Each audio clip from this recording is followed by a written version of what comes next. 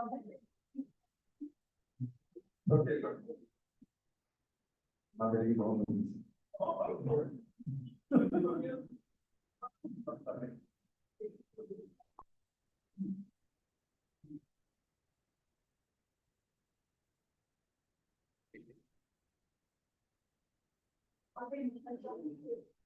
Namo Vishnu Padaya Krishna Prestaya Gurudhare Srimate Bhakti Vedanta Swami Vinamami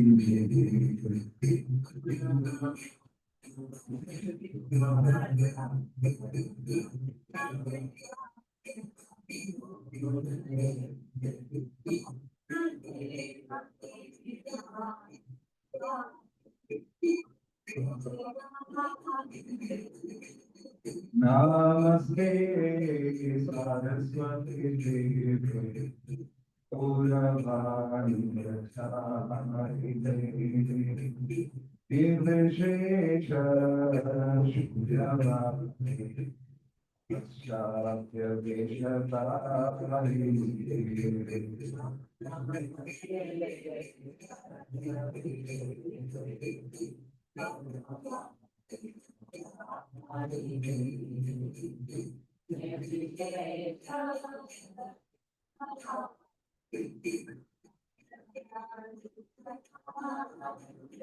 Jaya Shri Krishna Chaitanya Prabhu Nityananda Shri Advaita Gadadhara Srivasadi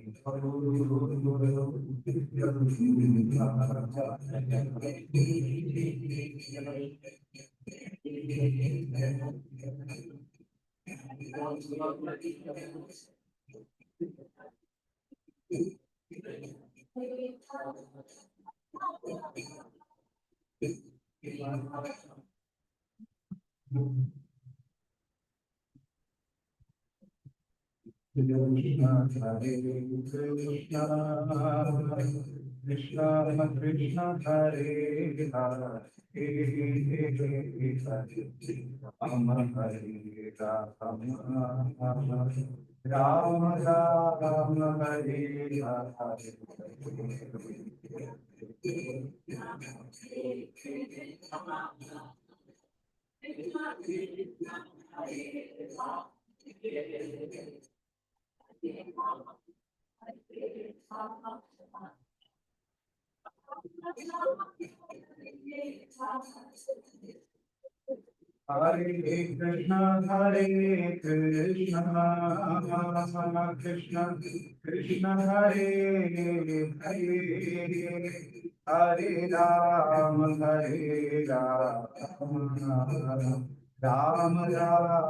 Hare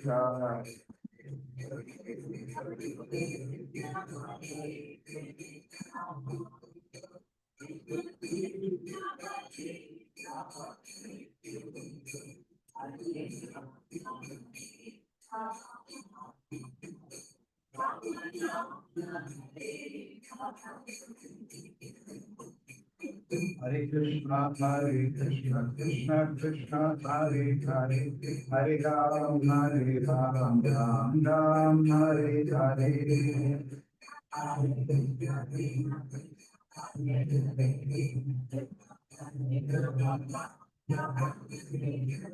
Hare Krishna, Krishna Krishna, Hare Hare, Hare Ram, Hare Ram, Ram Ram, Hare Hare. Hare Krishna, Krishna Krishna, Hare Hare, Hare Ram, Ram Ram, Hare Hare.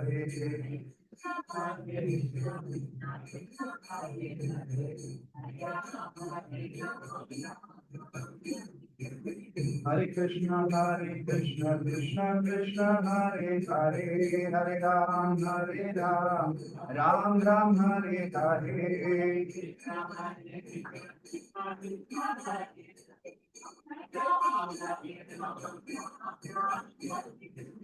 Hare Krishna, Krishna Krishna, Hare Hare, Hare Ram, Ram, Hare Hare.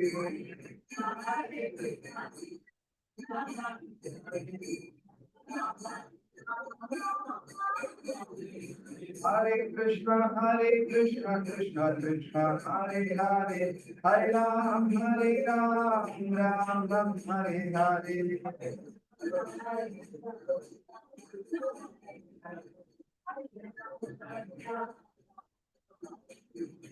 Hare Krishna, Krishna Krishna, Hare Hare, Hare Ram, Ram, Hare Hare.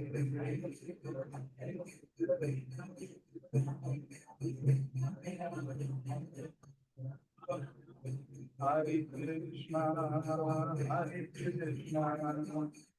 Krishna Krishna, Hare Hare, Hare Rama, Hare Rama,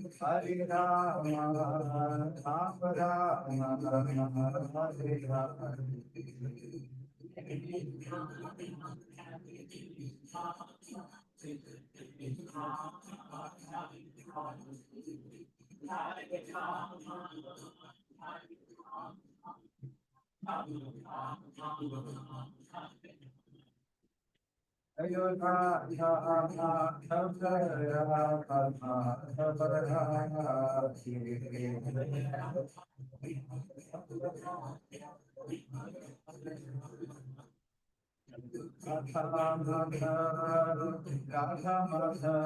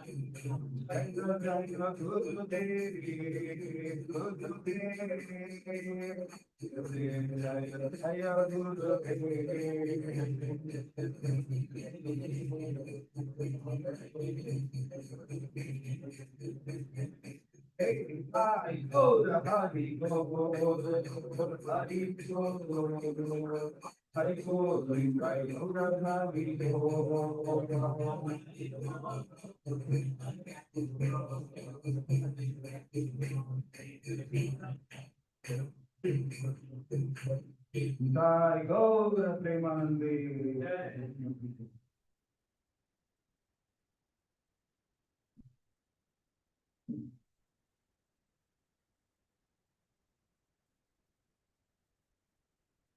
Hare Krishna. Bodies are given so much built up now.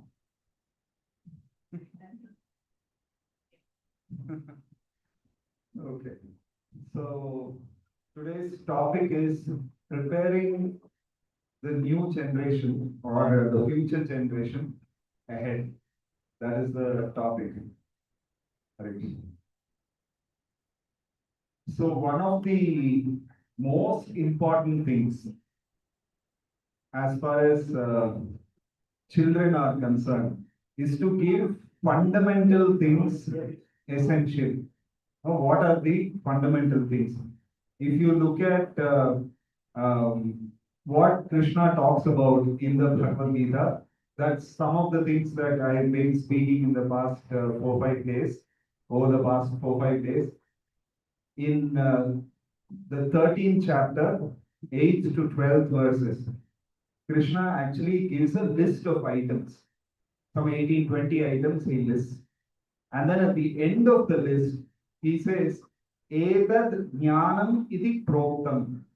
Iti proktam. Etad jnanam. Etad means all these. These 18 items are there or 20 items are there. These are knowledge. This I have told you, Archana. Proktam means to have spoken. These are knowledge. Ajnanam yad ato anyatha. Whatever is beyond these, everything is ignorance. This is what Krishna is saying in the Bhagavad Gita. So he has put knowledge within one bracket, within one square or rectangle, whatever shape you want. He is put into that. And he's saying this is knowledge. Beyond that, everything else is ignorance. And what are these items of knowledge if we analyze? All that he's talking about are basically values. Amanitvam, Adambhitvam, Ahimsa, Shanti, Satyam, Shaucham. So he's talking about humility, pridelessness. He's talking about humility, pridelessness, and then cleanliness, truthfulness, being calm, patient. These are the things that he is talking about.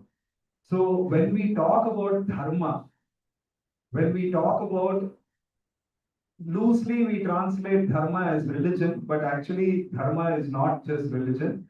Dharma is also the tenets of religious behavior. So the fundamentals of knowledge are the development of these values. These values have to develop, then only we can understand, okay, my child is learning. So by going to school, if your child is coming back more truthful, more clean, more humble, more gentle, more prideless, that means the right knowledge is entering the mind of the child. Otherwise, he's saying, Krishna is saying, Ajnanam yat ato anyatha. Everything else is ignorance, he says. So there are two types of knowledge. The Ishopanishad talks about Vidya and Avidya.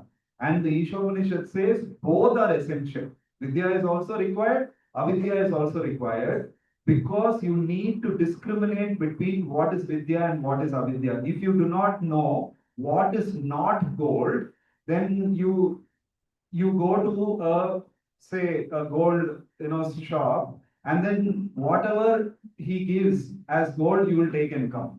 So you are also supposed to know what is not gold to be able to discern what is gold.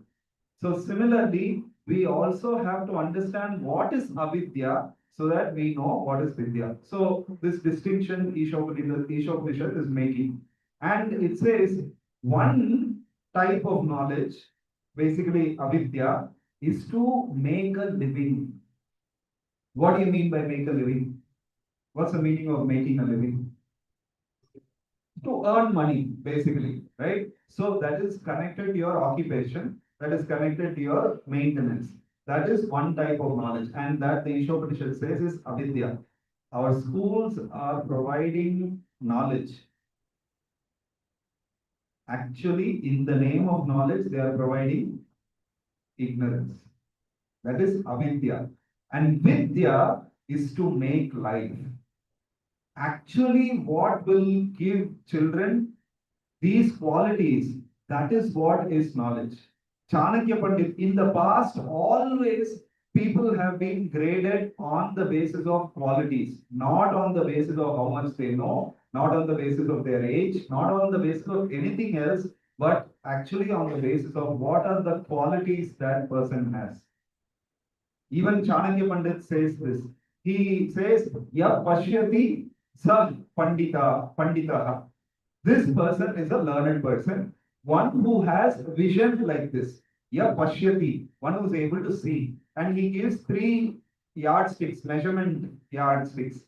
The first one he talks about is Matruva Paradareshu. Dara means wife. Paradara means someone else's wife.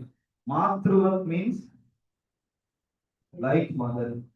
So the ability or the vision to look at someone else's wife as my mother, that's the first quality of a learned person.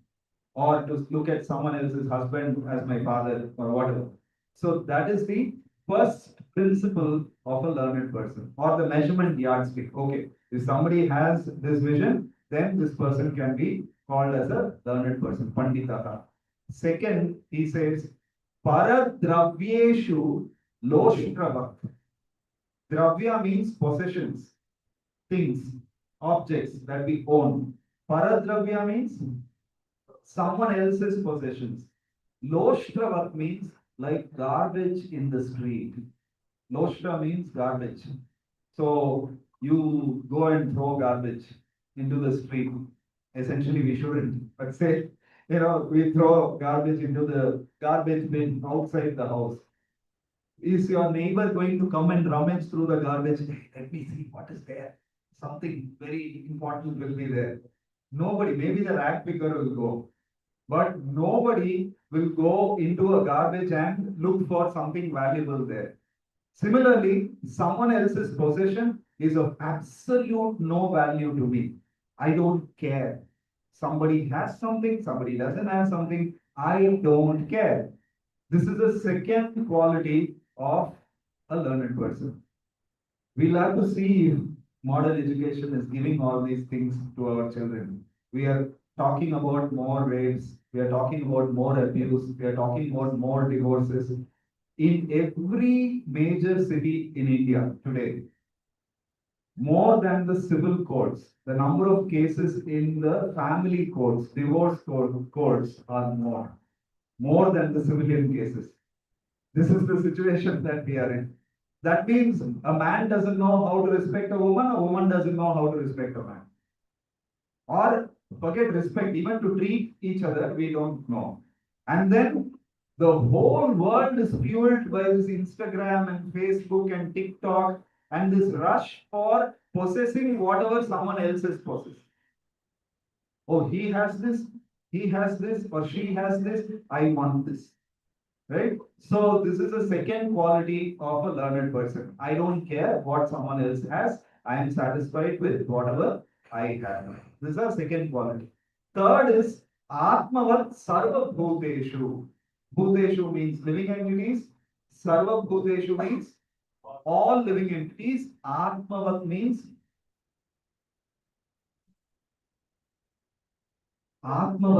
like myself. Like myself. So look at all other living entities as myself. Like Jesus Christ says, treat thy neighbor as you would like thyself to be treated. Right? So that is what is the common denominator in all the religions. So these are the three primary qualities of a learned person. So always education has been based on the qualities of a person. Never on marks, never on degrees, never on how much money you are earning, how many possessions you have, what kind of house you have, which car you are driving, how much bank balance you have, whether your wife is beautiful or not, or your husband is handsome or not. These are not the yardsticks of learning or even of success. It was always about whether I am a good human being or not. So if we want to prepare our children for the future, if in India, unlike the West, in India, we don't have some crazy maniac getting into a school or running around in a street shooting others. If that doesn't happen, if we don't want those kind of things to happen here, which would happen if we go the way we are going. If we go the way we are going right now, it will not take too many years for those kind of trends to come here also. We hear about practically every week there is a shootout now in the West. So if we don't want our children to end up somewhere like that, then we'll have to be very careful about what we are giving. I'm not saying you should not send your children to school. I'm not saying, see, Ishopanishad itself is saying both are essential. Knowledge to make a living, but more important is knowledge to make life. What is more important? By saying something is more important, we are not denouncing what is less important. Both are important, but something is more important. So this is absolutely essential. We as parents, I'm also a parent, we as parents will have to look at what is entering the system of my child. That is very, very important. Fundamentally, Krishna talks, begins to speak about the entire Bhagavad Gita knowledge system. He first subject that he talks about is basically you are not this body. That is the first thing he begins to speak about. He says, Dehino asmin yatha dehe kaumaram yauvanam jara tatha dehantara prapte Dhiras tatra muhyati. I will, you come here? Yeah, you only, you're looking back, you come in. Let's do a demonstration. Come. So, how fundamental this knowledge is, and actually it is common sense. Come this way. Okay, you can stand here. Okay, what's your name? Shrivani. Shivani. Okay. So, Shivani, you put your index finger out. Okay. I'll ask some questions, you'll have to answer. Huh? What is this? She already told my finger, she said. She said my finger. Okay, Shivani, tell me, when you are saying my finger, when Shivani, all of you can answer. When Shivani is saying this is my finger, she's saying, what is she implying? What all can we deduce out of that statement? Okay. Huh. That was my next question. Before that, she told my finger. I asked her, what is this? She said, my finger. If she had told finger, then I would have asked, whose? Okay, so she said, my finger. What can we deduce out of this statement? Attachment. Okay, that's not become very esoteric, but common sense thing. When somebody says, this is my finger, what are they implying? I own this. When I say something is mine, this bottle is mine. That means I am the owner of the bottle. So it is indicating ownership. Now, Shivani did not say I finger. She said my finger. What does that mean? She owns the finger. What does that mean? She is not the finger. So she is separating herself. The identity is different, right? So two things we are understanding. One is about ownership. The other is about identity. Sorry, Shivani, for keeping you holding. This is not a punishment. She'll be thinking, this man called me here and then he's giving me punishment. Okay. Now, Shivani, put your hand down. What is that? Hand. She understood the game. Okay, whose hand? Krishna's hand. Don't become philosophical. In reality, whose hand? Your hand. Okay. Now Shivani has told it is her hand. So what can we understand? Same logic. With the finger, let's extrapolate to the hand. What is the same? What is she conveying? She is the owner of the hand and she is not the hand. Right? She is separating her identity. Right? Okay. Now, what is this, Shivani? My body, she said. Okay, same two things, let us apply. What is she implying when she says my body? What is she implying? She is the, what is she implying? Two things. She is the owner of the body and she is not the body. Thank you, Shivani. Thank you very much. You're a fantastic demonstrator.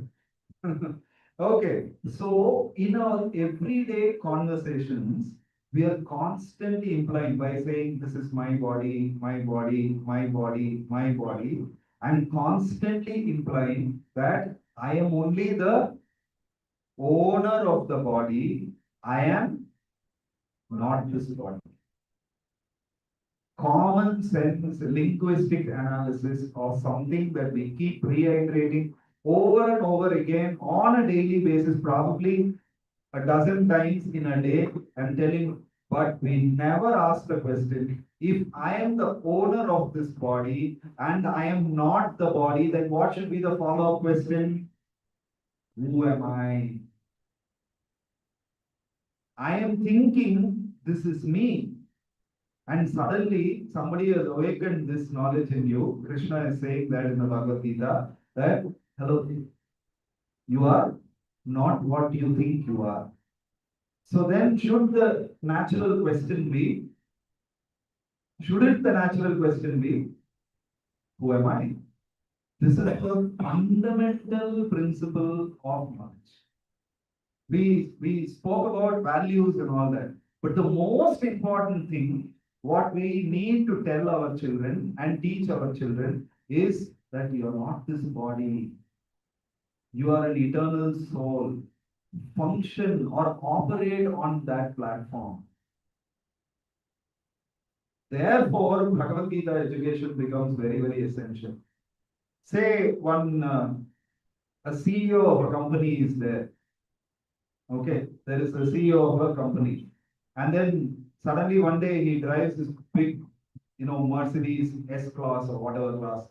He drives into the company, into the office, and then he locks his car's door, and straight he walks to the watchman's, that watchman's booth or something would be there, the security gate. He walks there, and then he starts acting like the security. He starts behaving like the security. Now, what all are the implications of the CEO of a company acting like the security? Don't say it is humility. Huh? What are the implications of the CEO acting like a security? No. What are the consequences? What are the implications? If the CEO begins to act like a security, what all are happening? So who's going to do the job of the CEO? One. That means, is he being irresponsible? Right? He's being irresponsible. Who will do his job then? One. Second, what is another implication? Or an understanding. What is the capacity of the CEO? Where in the organization, it's the highest. So, isn't it underutilization of his ability, of his capacity or capability? Right? So, when we operate on the platform of the body, or even the mind or intelligence, not understanding that I am the soul and I'm not operating on that platform, the soul's capability is very, very high. Essentially, what I am doing is I'm being irresponsible and I'm underutilizing my capability.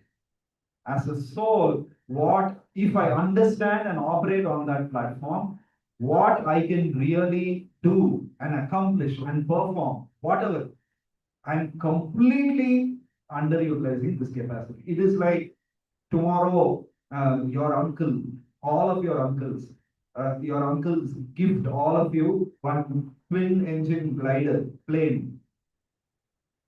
Okay, he gives you a plane, but you don't know how to fly a plane. So, like our Rapido auto rickshaw on the roads of Bengaluru, you're riding that plane. What will your uncle say? What will your uncle say? Useless giving it to you. You are a fool. That's what he will say. This is what we are doing with our lives. Exactly what we are doing with our lives. We have been given an aircraft. We are driving that aircraft on the pothole-ridden halls of Bengaluru. This is what we are doing. So, this fundamental knowledge has to be given to our children.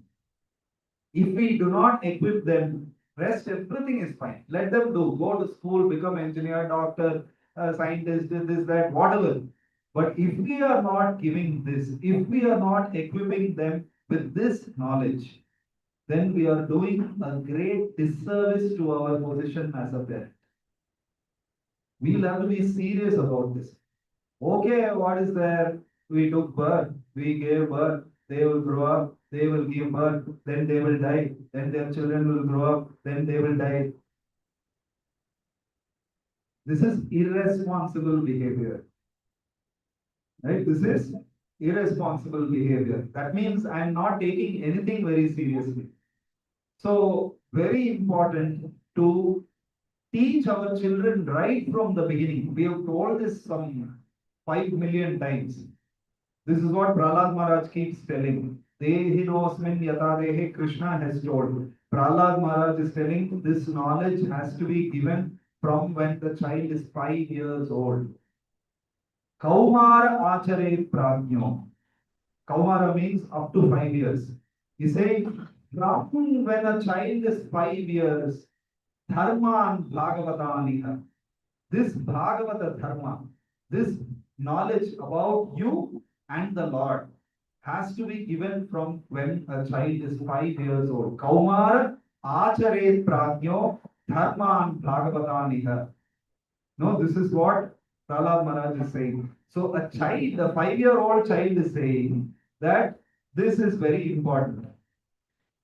Why? Because when I wanted to join ISKCON, that time my father probably was around 60 or something, or maybe lesser. So he told, what is this nonsense? No, simply rolling your hands on the beads and then reading Bhagavad Gita. All these things should be done after 50 years, he told. So I asked my father, you are more than 50 years, are you doing it? That time will never come. So Prahlad Maharaj therefore is saying, actually, if you want to offer some flower to, say, your loved one, you want to offer a flower, how would you offer? The flower is 5 days old. It has become wilted and it is drying, almost falling off the stalk of the flower. Will you offer a flower like that? How will you offer? Fresh, right? Fresh. So this whole understanding of no, I will perform bhakti when I'm old is offering myself when I'm like that wilted flower to Krishna. It is exactly like that. That I don't want to offer myself to Krishna when I'm fresh. When I become old and invalid and I practically become useless, that time because nobody is accepting me, I will go to God. That time God should say, "Come, come, come, come." Huh? And he should accept. Why? Why he should accept? Right? So that is what Kulashekara Alvar is praying. That Kantavarodhana, when my kantha, when my throat is blocked with kapha and vayu, at that time when I can't think of you, I don't want to practice Krishna consciousness at that time. My dear Lord, I will not be able to think of you. Now I am youthful with full of vigor. Take my life right now. He's saying, take, accept me right now. So this is what great Alvars have spoken about. So right from the beginning, right from a very young age, we'll have to give this knowledge in a small manner, systematically. In this center, some classes are conducted. Ensure that your kids attend those sessions. Slowly, little by little. Now, how much you have to grate your noses on the ground? If say somebody says, wake up every day in the morning at 5 o'clock, how many years, honestly tell me, how many of you wake up at 5 o'clock in the morning or earlier? Okay. How many of you have tried and miserably failed? Earlier than what you are waking up. Huh? Since how many years are you trying, Prabhu? Times I feel getting up. I try to intermittently, like not continuously. Correct, correct, correct. So since when are you trying this? Upar niche, upar niche. No, no, you maybe before that also. But since when, how many years are you trying? 5 years you are trying. But you bring your child to a class and you want him to become Prahlad Maharaj in 5 days. Have give them some leeway. No? So maybe over 10, 15 years, we will see that transformation. You put your child in LKG and then next day you are going to the teacher. Can he perform calculus, integral, differential, both? And little bit Fourier transformation also. Huh? You ask like that? No, no. You understand. It's going to take a long time to reach there. Right? So have patience with your kids. It's not some waving of a magic wand and then suddenly they'll become overnight Prahlad Maharaj, Dhruv Maharaj, all of those people. It will not happen. So put them in some kind of structured education which is giving this knowledge and then have patience. You know what is happening? When inoculation is done, vaccination is given, is it with the idea the the nurse is giving you injection and then saying, all the best. May you get polio. Like that she's giving. No, no. If you are attacked by that virus, then may you be protected. That's the understanding. It's not that may you get polio. So similarly, this knowledge will take time, right? For the transformation to actually show, it will take time. But when they are faced with dilemmas in life, at that time, this knowledge will become applicable. They will not get into alcohol. They will not become depressed. They will not get into drugs. They will not enter into stupid relationships. What is happening today? They are walking in of a relationship, walking out, walking in, walking out. Every kind of experiment they are doing even before marriage. Right? So then where will be the value for relationship? When they are married, because they've been done this flip-flop in and out, in and out, in and out, in and out. So there'll be no value for relationships after that. We'll become like what is happening in the West. Do we want a situation like that for our children? Don't we want them to be happy in one relationship for their entire lives? Yes. So they should also have the discretionary ability to choose their partners wisely. All aspects of our lives will get covered, all bases will get covered simply by giving these fundamental aspects in life. So very, very important. I'm preaching to the choir. So don't think that no, I'm some brainwashing that I'm doing here. No, I'm talking based on what I have seen. What I have seen. So if we want our kids, if we want our children to be peaceful, satisfied, happy, then this knowledge is absolutely essential for them. And Krishna is telling, Ashantasya kuta sukham. If you are always stressed, always disturbed, Ashantasya. If you are not peaceful, then where is the question of happiness? Kuta sukham. Ashantasya kuta sukham. Where is the question of happiness if somebody is not low on stress? If a person is not satisfied, then where is the question of happiness in that person's life? So we want our children to be lively, joyful, blissful, happy, and at the same time be a world beater, do well in their chosen fields. We want both. Make a life, make a living. Both we want them to do. Right? So if we are putting in so much effort only for avidya, only for them to make a living. What is the point? We have failed 75 or 80 or 90% as a responsible parent. In our responsibilities, we have failed because we have not given what is the most essential thing. Right? So, my earnest request is that take this seriously.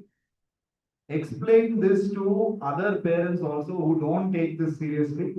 Tell them that in ISKCON RR Nagar or PR Nagar or BR Nagar or MR Nagar or whatever. ISKCON, no ISKCON, VISKCON, PISKCON, TISKCON, whatever.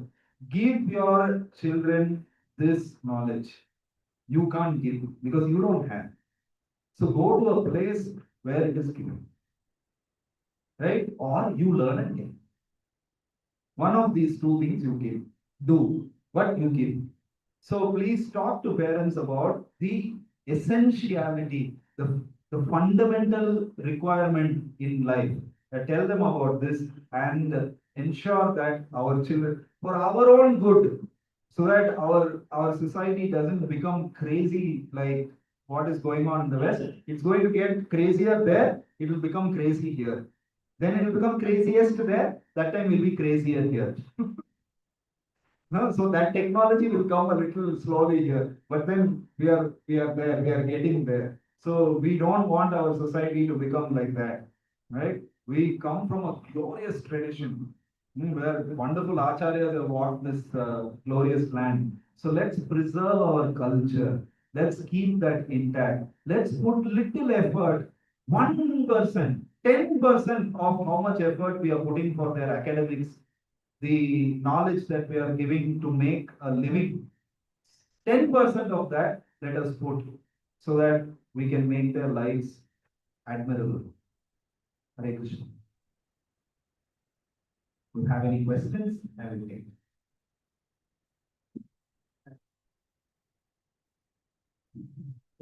Krishna Prabhu, today in this session you are explained about Vidya and Avidya.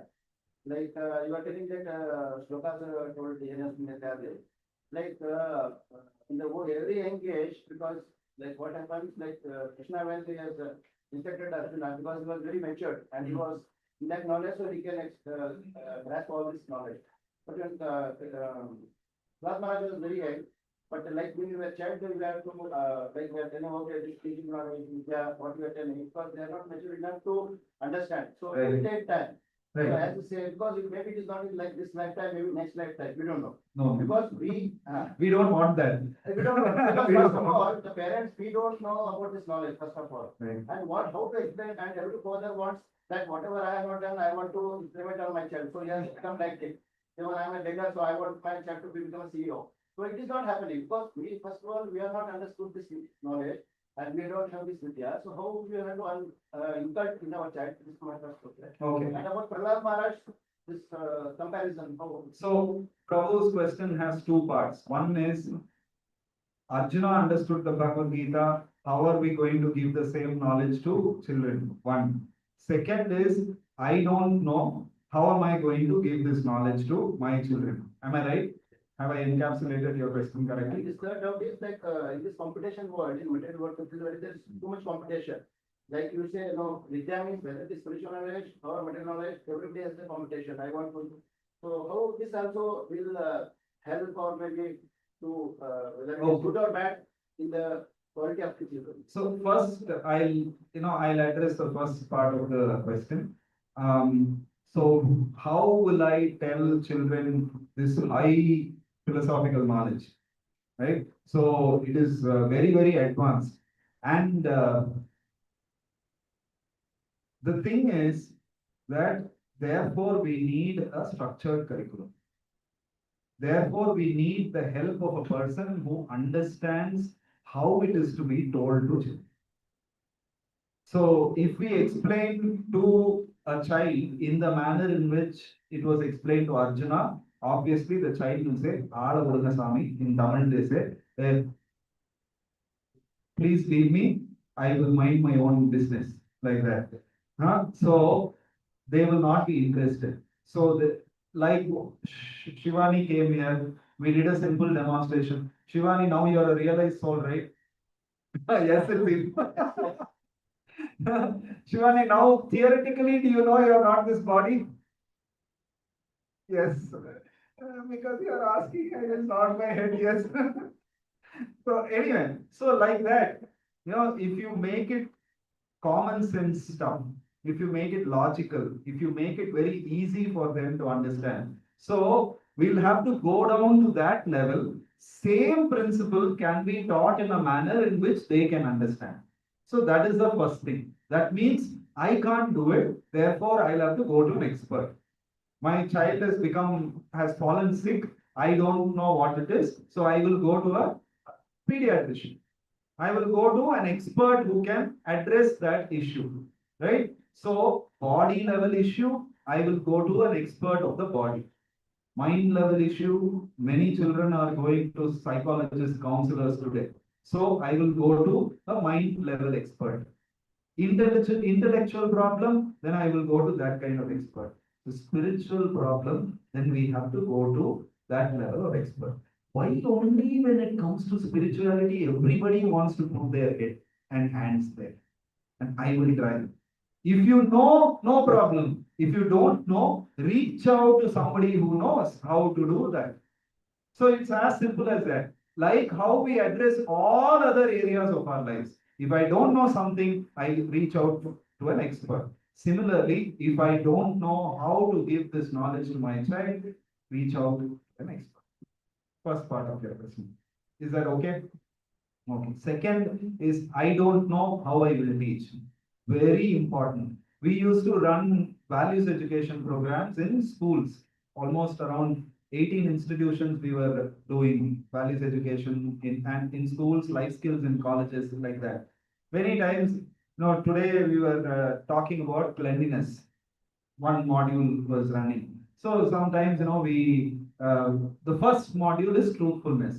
So we tell children that you have to be truthful, come what may, and lot of nitty-gritties of what is true, what will happen if you are not truthful, what are the dynamics of truthfulness, how you should be truthful. We get into very detailed description and discussion about truthfulness itself. We don't leave it very superficially. So when we are telling like that, one child came back to the class the next week and then said, I want to be truthful, Prabhuji, but then my father, you see, he had planned to take all of us to Wonderla one day. And that was a weekday because weekends are very crowded. So he wanted to take us during a weekday. So when I think it was a Tuesday and Wednesday they were supposed to go. Wednesday morning, the father calls the manager. Then he says, Sir, ತುಂಬಾ ಹುಷಾರಿಲ್ಲ sir ಇವತ್ತು ಬರಕ್ಕಾಗಲ್ಲ sir. He's telling the manager at the office that I can't come, I am very unwell. Right? The child observes this and then comes back and asks us, my father is lying, what should I do? I know my father is lying because we are all going to go to Wonderla. And then through his teeth, he is lying. What shall I do? So, very important, if you want to teach your child, unless you walk your talk, you are talking to your child, you do this, you do this, you do this, you do this. Unless you walk your talk, your child, be 100% assured your child will not follow. Your child will absolutely not follow that. So it is very important. You can't say, I don't know, how will I teach? You know. So you have to know.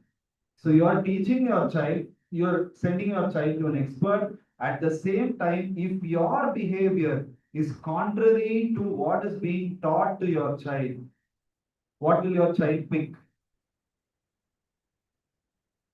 Okay, we'll do a demonstration. All the mentors know this activity. Simple demonstration. Do as I say. Okay? So those who are part of the training, don't do anything.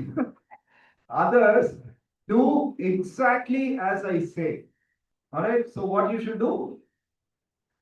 Do as I say. All right. Okay. Now, always I get into index finger only. So put out your right hand index fingers. Huh? Put out your right hand index finger. Exactly what I say you should do. Listen to me carefully. All right. Touch the top of your head. Touch your forehead. Do as I say. Touch your eyebrow. Touch your eye. Touch your ear. Touch your nose. Touch your chin. Touch your chin. Touch your chin. Touch your chin. Chin. Touch your chin. Which is your chin? So, what did I say? How many? 5 times I told. Do as I say. Listen to me carefully. Do as I. Wait. I'm coming to that. Do as I say. Do as I say. And what did you do? You did as I did. You say one thing and do something else. Your child is going to follow what you do, not what you say. Be very sure about that. Be very, very sure about that. If you don't walk your talk, your child is going to walk your walk, not your talk. Answer the second part. Third, you said competitive word.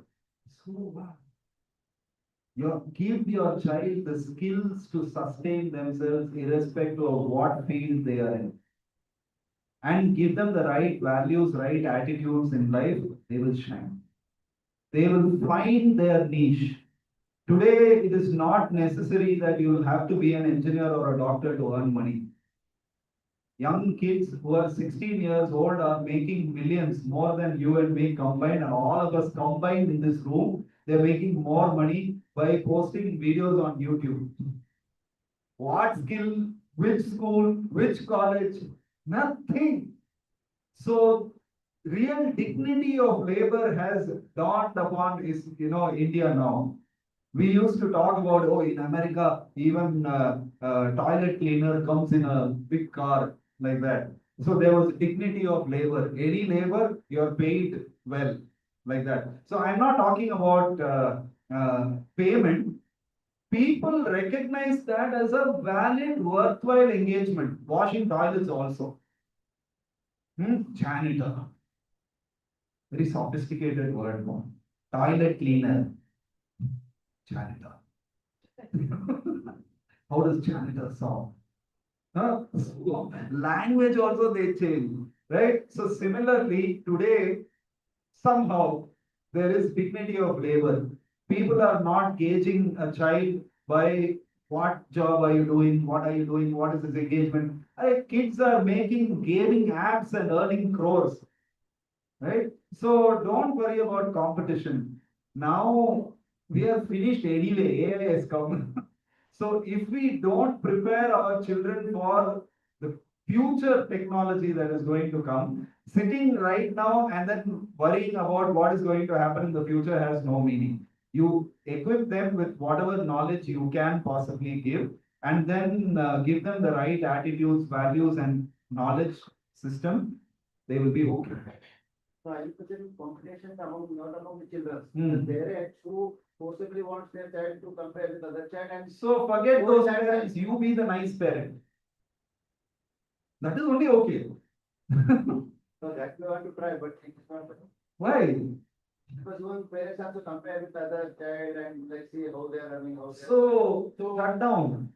So don't become impervious to these external influences. So but this conflicts happens between like husband and wife. Ah. Wife says no, I want a small child government school. No. They let him send to DPS and PS. Is your wife saying like that? Yes, because this experience I must say. You are saying let my child go to DPS? My wife said. Well, achha, your wife said. Okay, no problem. No problem. Let him or her. Let him go to DPS. So what? You can afford it. No. You can't. Then that is a different question altogether. Then it's not about your child. My son is very intelligent. Whether he studies in government school, he will score. I know. But there is a level. Oh no, if you study in a good university, good college, they will get good job. No. I don't believe that. That's all very outdated ideas. No, children can study in any school and become bright today. It's not that they have to go to, so many DPS pass outs are becoming orthodox in their lives. Because parents have money, they will send to so many. What Mataji? Yeah. Right. So many IAS officers in the country who are administering the nation. They have the capability to administer the nation. How many percentage? You do a survey and find out. It's there on Google. Why do a survey? So what percentage of IAS officers are from rural areas or semi-urban areas? So statistics speak for themselves. This is all indoctrinated rubbish which has been fed into our ears over many, many decades. So that's not true. So you should sit and talk to your wife. My dear, like that only you should start. How you start, Prabhu? No. Tell. How you start? Yeah, my dear. See, follow Prabhu. Let's have a nice conversation about it when she's in a good mood. If you're in an argument state, no, don't talk about this.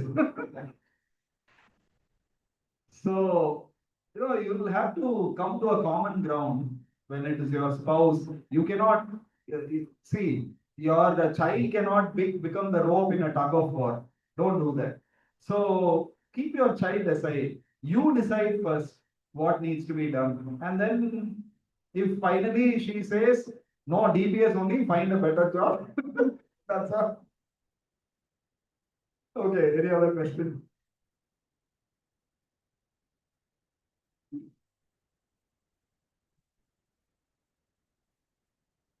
Everybody is convinced, or nobody understood what I spoke. There can only be two things. But why this knowledge is not given in the school? Because now whatever we are seeing, it's only in ISKCON. If it is given in the. No, I'm not saying only in No, Islam. Sri Vaishnavas are there, Madhvas are there, so many. Basically, it should be given in the school, so parents do not have that much worry. Oh, you have to. You tell me why. There's also a political angle to that, but you tell me why. Why?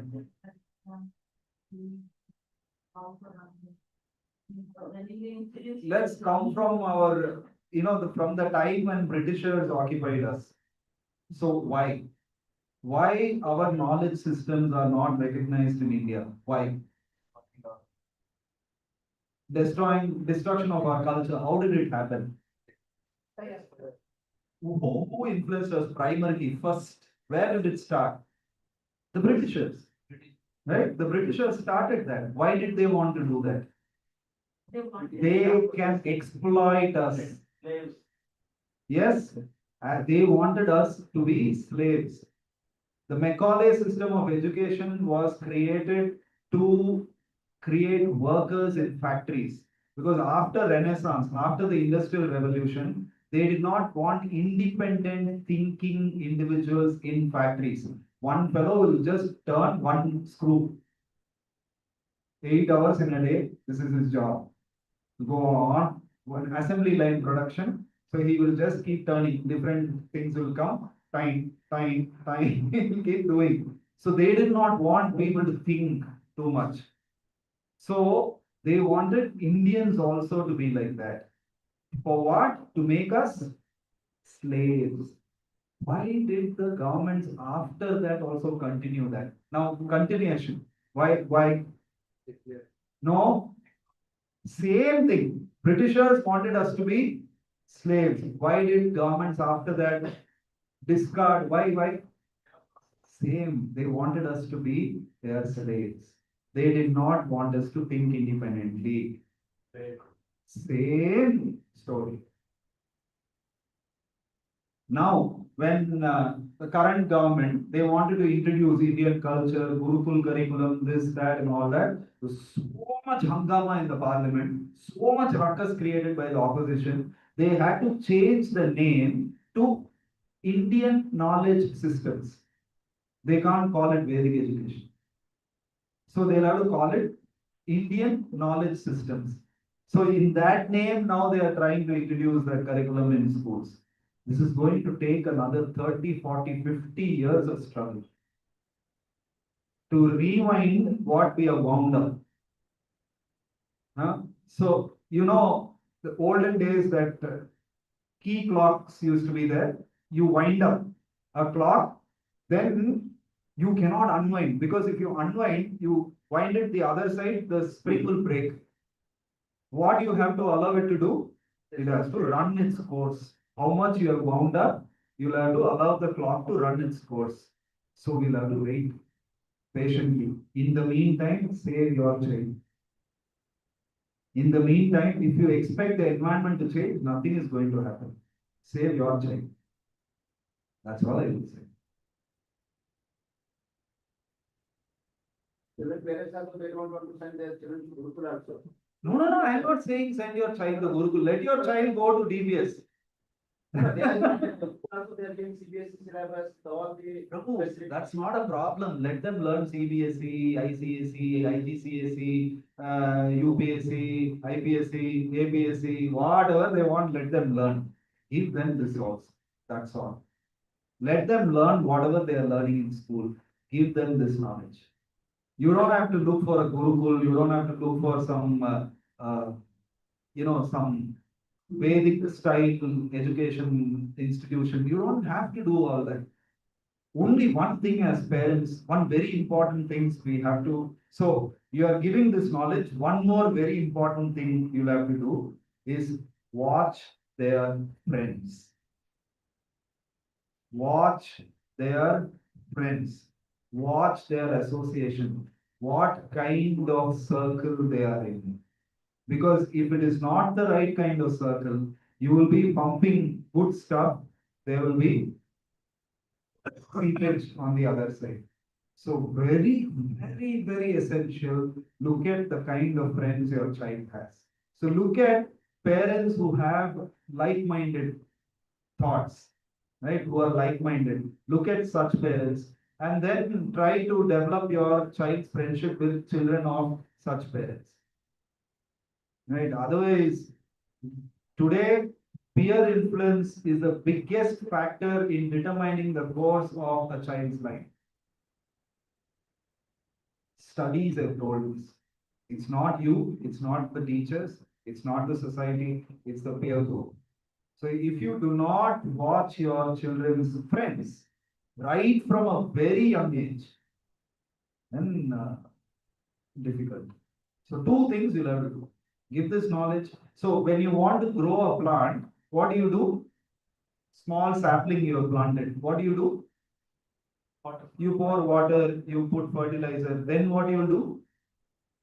Put a fence around. Right? So similarly, this knowledge that you're giving for your child is like the water, fertilizer, manure, whatever.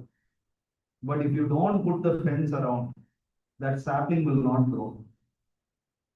Some other Jiva Jantu will come and graze it, finish. That's all. So, we'll have to be watchful about what kind of association they are getting into. That is also important. Prabhu is like very difficult thing. No, because some of my friends, they are to study, kids are studying Gurukul. But the people say if they are studying Gurukul, they will be only in spiritual life. They don't know about material, what is happening in the That's world. true. So they think like they are foolish people, means they don't know anything. Yeah, that's true. See, So that kind of. unless you are very, very convinced that I don't want my child to get into anything else but spiritual activities, then put your child in a guru. Otherwise, don't do that. Tomorrow, but you'll have to inculcate that faith and belief in your child also as the child is growing up. You cannot just put your child in the Gurukul and then leave. You'll have to keep talking about the importance of that. If you don't do that, after your child is 20 years, 25 years, your child will turn back and point fingers at you and tell you spoiled my life. If you do not build that appreciation for what you have done, and you are telling your child, this is your life, this is what you should be doing. You build the importance of what you are given, what platform you are given to your child. If you're not doing that, then be ready to get cursed. Your child is going to curse you later.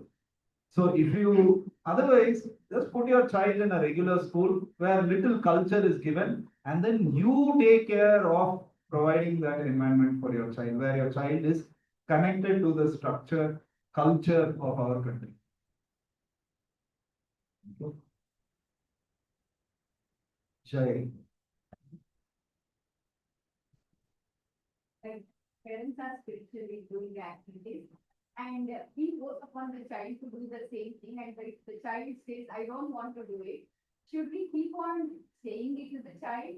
So if I want to bring my son to this satsang or Gopal fun classes, and but he wants to play with his friends or do the mobile gaming and all those things, I force upon and bring him here, and he goes back and say, "I don't want to come." So what should I do with my son? How old is he? I'm giving an example. Acha, Sixth okay. grade, not You're not a parent. I'm bad. Oh, you are a parent. Okay. So never force. Always appeal to their intelligence and emotion. And children always buy emotion more than logical establishment. You try to logically establish why it is good, they will not. Because children don't function like that. They are more emotional beings than us. So you'll have to appeal to their emotion, also to their intellect, but you'll have to appeal emotionally to them. So talk to them about how important this is. Give them a vision of where this will take them. Create a visualization. No, so paint a picture of a beautiful future for them. Have to sell. Your husband doesn't like upma. Say, but you have made upma because you like upma. Will you not sell to your husband? It is good for health. I put beans, carrot, and all that. vitamin A, B, C, D, E, F, G, H, I, J, K, L, M, and everything is there in that. You'll sell. All of us are salespeople. In our lives, everywhere we are selling something or the other. So become a salesperson with your child also.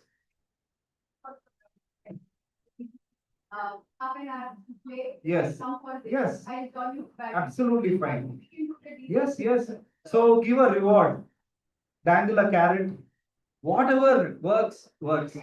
Sometimes people say, no, I don't want to keep giving a reward. Somebody. Okay. So I don't want to keep a reward. I don't want them to do it only for the reward and all that. Krishna himself says, first is Sakama Karma Yoga, then Nishkama Karma Yoga. First work with, you know what he's saying? Sakama. With attachment to the fruit you work, but little bit of the fruit you give for me. Then only you can come to the platform of Nishkama Karma Yoga, where you are detached from the fruit and you are doing it only as a matter of duty. So it is okay. So your child gets used to something. You know, you are giving a reward, you are giving a reward, you are giving a reward. Your child keeps doing it, keeps doing it. At one point in time, he will get so used to that you remove the reward, your child will still do it. It is like conditioning, right? So absolutely fine. Whatever works, do it. There are no a square plus b square equal to, a plus b whole square equal to a square plus b square plus 2ab formula in parenting. Parenting is navigation. Parenting is negotiation. So is any relationship. Every relationship. Do you have a marriage manual? Is there anything like that in this world? No, because we are all individuals. I never know what my wife will throw at me. I mean, not physically. No, what surprise, what curveball she will, bowl. I don't know. Neither does she know. Right? We are all individuals. My Gunakala karma suddenly made me a demon. Right? And then she has to deal with that. Right? So we don't know. There is no standard manual. There are certain principles we can operate on. So we have to be a good parent myself. I'll have to invest time and effort and energy in this. We'll have to build the importance, not just say, go to the class, go to the class, go to the class, go to the class. Then it will always be pushback. Okay, so one more demonstration we'll do. Prabhu, come.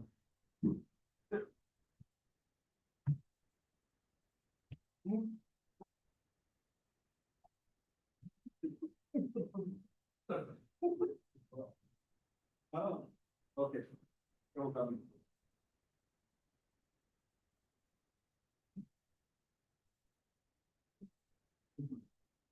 What is the difference? Did I tell it? This is not planned. This is not planned. You push, there is always a pushback. The natural response is to resist. Human beings resist push. You push, there will be pushback. But you say, same thing, no, I wanted him to do. Prabhu, come. See how nicely he's doing. Thank you, Prabhu. So these are all some small psychological things. We have to understand how human beings function, how human beings operate. I was telling the entire team of mentors.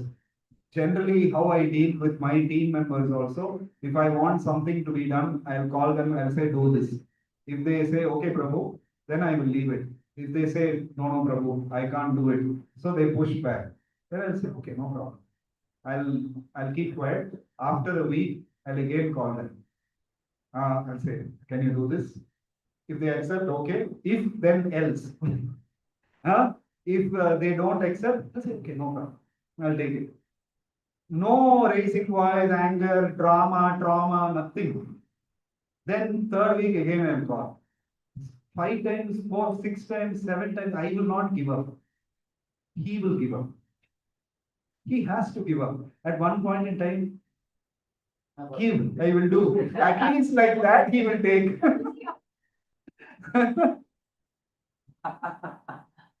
He is experienced. So, there is no question of pushing something down somebody's throat. I don't like it. Why will a child like? Right? So appeal to their emotion, appeal to their intellect, and make it work. Ultimately, that's what matters. Okay. Mataji also said in that one, seminar, that parents should be very like silent, there should be no shouting and all, but in the, if you don't shout or if you like, tell something, possibly on the chat, No, otherwise they will no, not be. see, there will be value. Okay, there will be value for an exaggerated response to something when it is once in a while. My wife asks me, when you tell he listens, when I tell he doesn't listen, because you're always on AC current mode. Every day, it is like your heartbeat, your ECG. Every day, 500 times, if you shout at him, obviously, this is her natural state. That is what he will understand. It's like that. Yes. So now I am DC current. Suddenly I become AC current, no? Then the child will be in a shock. What happened to father? Like that. Then out of that shock, he'll be like, okay, better listen to him, otherwise something else is going to happen. I'll get a shock. Huh? So if constantly there is negative interaction, you're just seeing that Mataji was explaining. No? Gayatri Mataji. So if there is constant negative interaction and that becomes the norm of the interaction between your child and you, then your child will not value interaction. So you can't shout. Shouting is a last resort. You raise your voice when you have done everything else and then it doesn't work, then okay, maybe. If there is another way, you should employ that. But we are not patient enough to look at, we are not patient enough, we are lazy, we are not patient enough to look for other possibilities, other solutions. Easiest is shout. Easiest is shout. But what it is doing is damaging the relationship. And it's weakening his opinion about me, right? His or her opinion about me. So, no, therefore, negative interactions, constant criticism, these are all, no, that is what Mataji also presented. She said, there are 4 signs of when a relationship is going to break up. The first one is criticism. When I constantly criticize a person, that means that relationship is not going to last for long. That's the first sign of a relationship that is going to break up. So they need a pat on the back, they need motivation, they need my affection, embrace. No, they need everything. And at the same time, yeah, you'll have to set boundaries. I'm not saying become weak parents. I'm not saying listen to whatever your child says. You'll have to know to draw the line. It's a very fine balance. You'll have to walk the tightrope, know how to do it. You're all more experienced parents than me. You should tell. All right, I'll stop here. I have another class. Prabhu, can I use that book? Great.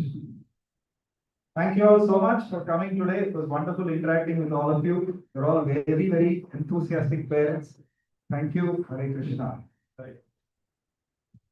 Hare Krishna Prabhuji, thanks a lot. Okay, thanks for enlightening us on Vidya and Avidya.